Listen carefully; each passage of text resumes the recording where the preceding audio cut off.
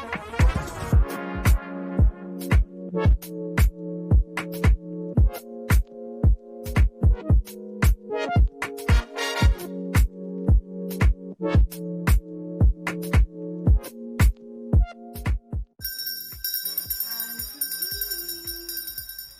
right, thanks for joining me today.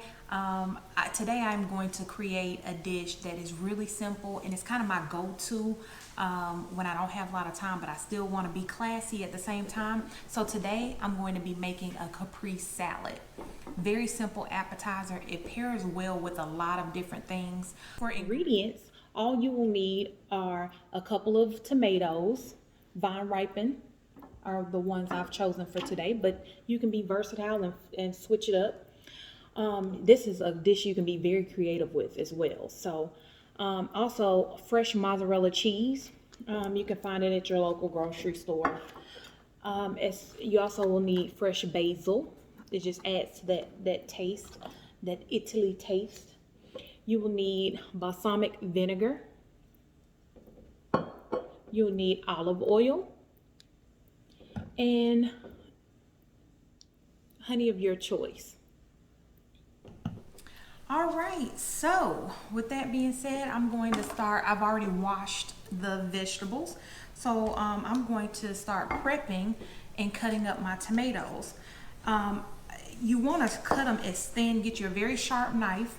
Have you a couple of cutting boards also, so that you can go between the tomato and cheese and kind of not mix them at this point. You want to make sure that you're slicing pretty thin on your tomatoes, and you will also slice the cheese in the same thickness or as the tomatoes. So as you're cutting, just cut depending on how many people you're feeding, you can use 1, 2, or more tomatoes as needed. Also, this is good before pasta dish. This is good before pizza. The kids actually like it. So, if you want them to eat a little healthier some days, this would definitely be one of those go-to dishes. But again, now I'm on my second tomato. I feed a family of 5 that loves this. So, for 5 people in my family, 2 tomatoes really gives us a good appetizer, as well as having a little bit left over. So we enjoy it the longer it sits as well in its juices. So definitely a go-to of mine, and it just looks so classy. I know I've said that, but I just love when a dish looks really classy. So I got quite a few tomatoes here prepped and ready. And now that I have my mozzarella cheese out, sometimes you can get this pre-sliced as well, depending on where you go and what they have in stock. But you just want to make sure, again, your knife is very sharp, and you just want to cut in thin slices or about the thickness of your tomato until it looks like this. Put it over to the side and just keep cutting. It doesn't have to be beautiful or pretty, so just that you slice it up. I'm going to continue cutting the cheese.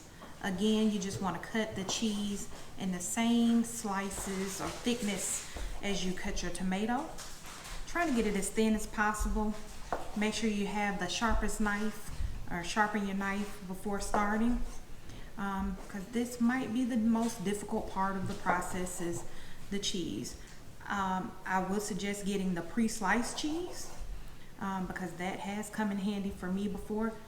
But again, it doesn't have to be perfect, because the way you plate it is going to make it beautiful. So we have all of our cheese, we have our tomatoes, and now we're going to get you a nice plate, whatever you want to use.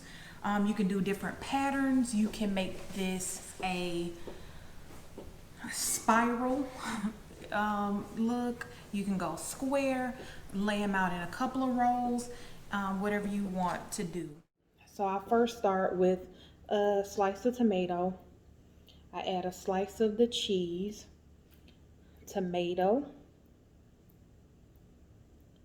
cheese, tomato, cheese, tomato, cheese, and you get the picture. Just rotating that back and forth, and as you see with the layering, you can't even tell that not every piece is perfectly sliced. Again, one of my favorites because it doesn't have to be perfect.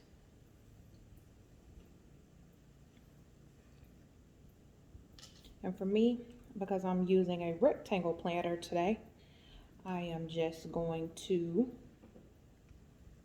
do the 2 rolls.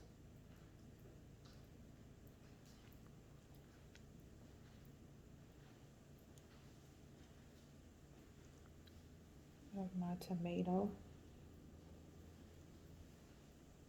It's just such a fresh, light, fresh dish.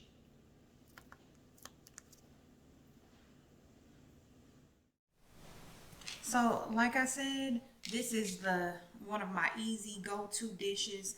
The kids actually love it as well. So I would serve this. Probably have a little bit more tomato I can use. I serve this with pizza, with pasta, my homemade pasta dishes. When I really want to, not put too much more work into what I'm doing, I will create this simple dish, and it really makes you look like you know what you're doing in the kitchen. So anybody can do this.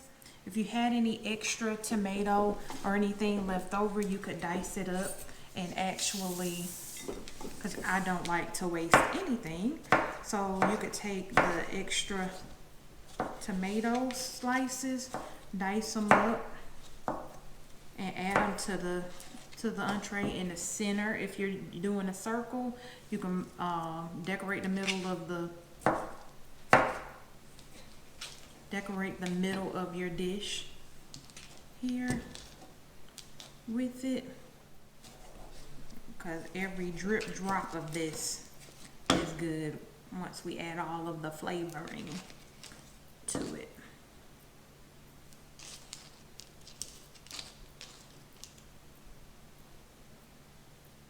Now we can set all of that over to the side, and we have it nicely plated, if you can see. Already looking scrumptious. Now I'm going to prepare the glaze that I talked about in the beginning. So again, you just take your balsamic vinegar. Again, depending on how you will use however much you're preparing. So me just filling the bottom of this pan should be enough glaze for the 2 rolls that I'm looking to do. That's probably more than enough. And you can have some left over. Now I will say, this is going to be a sticky one. So you want to heat it probably just a little bit above medium, so like a medium high. Add just a little honey to it. And then stir. Stir in the honey to where it kind of melts in. Stirs in really good. Don't have any thickness. All right, so in a saucepan on medium to medium high, you want to make sure that you put a little balsamic vinegar.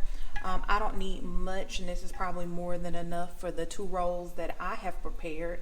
But I just coated the bottom with the balsamic vinegar, and I added a little of the honey. Again, you can use any honey that you would like. And then you want to keep your eye on it as it heats, and just stir it every now and then. You will know that it is ready once it kind of sticks to the spoon. The consistency is a little thicker, and it's almost like a glaze that you can drizzle over your food. So again, we'll let that sit, and we'll come back once it's ready and show you what that looks like. So things are starting to heat up here. very nicely. I reduced it down to medium, the heat, because I don't want it to cook too fast or to burn. So again, I'm just continuously stirring, and then I'm checking that consistency just to make sure it doesn't go past where I need it to go. It's doing well. It is doing well. Once it starts to thicken up, there will be consistency where you could just drizzle it across your dish. So, all right, we'll be back. All right, so now that we have our tomatoes lined up, looking cute on the dish, we're going to add just a little bit of pepper. Sprinkle it over the top there. We're going to add the basil. I like fresh basil, and I like to just roll it up and kind of chop it up pretty thin. I use this as a garnish, but I just like to prep it and have it ready. But again, you can pair this appetizer with almost anything. You can do it with soup in a sandwich, tomato soup, and a grilled cheese sandwich. Pairing with this as an appetizer, you can do pizza.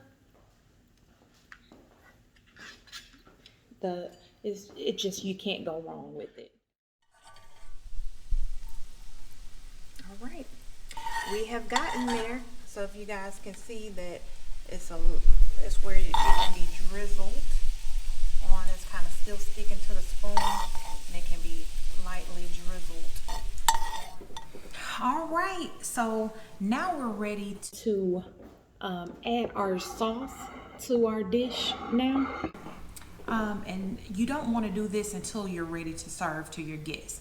So you can prep this and have it sit for, sit in the refrigerator, have it sit for a while, but you don't want to add the balsamic vinegar and oil until you are actually ready to serve. So my guests are getting hungry, my family, so it is time to serve. So you want to just drizzle a little bit. If you don't feel comfortable doing it directly out the bottle, you can pour it into another cup or something, and so that you don't do too much, but it's just a light drizzle across each tomato and cheese combination, and that will start to soak through. And then you want to do the same thing with your balsamic vinegar.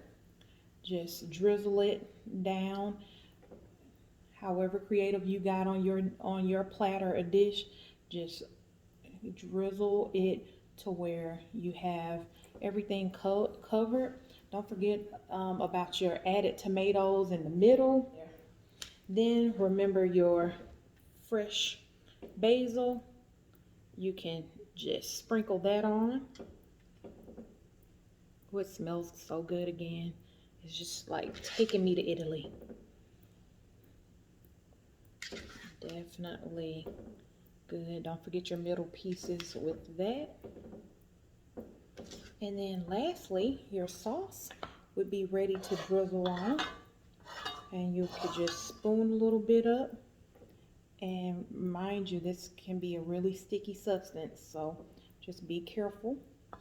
You can get creative with this as well and drizzle diagonal across. I'm just making a cute little line down each row, but I mean, you can do all types of designs when it comes to this.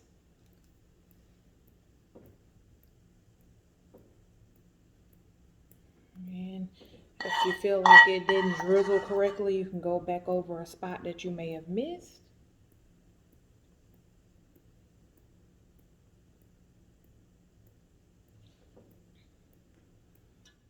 There you have it, a finished dish ready to serve. I'll go ahead and plate that. So once I have it plated, I'll show you what that looks like, and then I'm going to sit down with the family and enjoy. All right, we're ready to plate this up and start to enjoy.